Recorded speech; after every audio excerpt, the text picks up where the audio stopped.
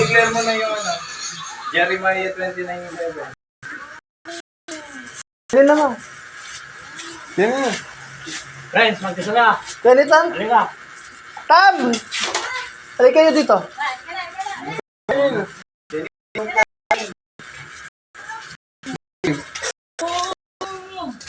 Friends, halika. Please, ikaw mag-pray. Ako ba na? O, sige ako. Mag-ano muna si Ate Princess. Sabihin mo muna yung verse. Jeremiah 29:11. For I know the plans I have for you, declares the Lord. Plans to prosper you, not to harm you. Plans to give you hope and the future. Okay. Yung pong Bible verse na yun ay paborito po ni Blessed. Ang ibig sabihin po nun ay yung plano ng Panginoon sa atin ay magbibigay ng kaligayahan, kasaganahan sa ating buhay. Kaya itong 2024 na papasok sa atin ay maraming kasaganahan ng papasok at magiging biyaya ng bawat isa. Sige po, manalangin tayo. Dakilang Diyos, Ama naming lahat, maraming salamat po sa buong taong hindi mo po kami pinabayaan, Panginoon. Buong taon na binigyan mo kami ng mga blessings, Panginoon. Maraming salamat po sa kalakasang ibinibigay ninyo sa amin sa araw-araw at sa buong taon ng 2023, Panginoon.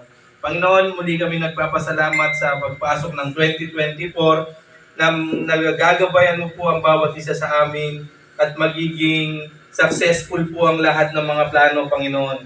Maging sa trabaho, maging sa negosyo, Panginoon. At ang magiging mga pangangatawan namin, Panginoon, magkakaroon ng kalakasan, mawawala po yung mga sakit na nararamdaman namin, Panginoon. Lahat po ng pamilya namin, Panginoon, itinataas po namin sa inyo para lalo pong lumakas at maging masagana ang aming mga buhay, Panginoon. Panginoon, dinadalangin namin ang pagkain nito na maging kasangkapan upang mapalakas po ang mga pangangatawan namin. Ang papasok na biyaya sa 2024 ay mapunong-puno ng katiwasayan, Panginoon, at ang bawat isa ay hindi na magkakaroon ng karamdaman, Panginoon. Kung ano po yung mga karamdamang mayroon, may iwan ngayong 2023 at mawawala sa 2024, Panginoon. Maraming salamat po, Panginoon, sa mga ipinagkakalob ninyo sa amin sa pang-araw-araw, Panginoon. Muli, itong aming dinadalangin sa pangalan ni Jesus. Amen. Amen.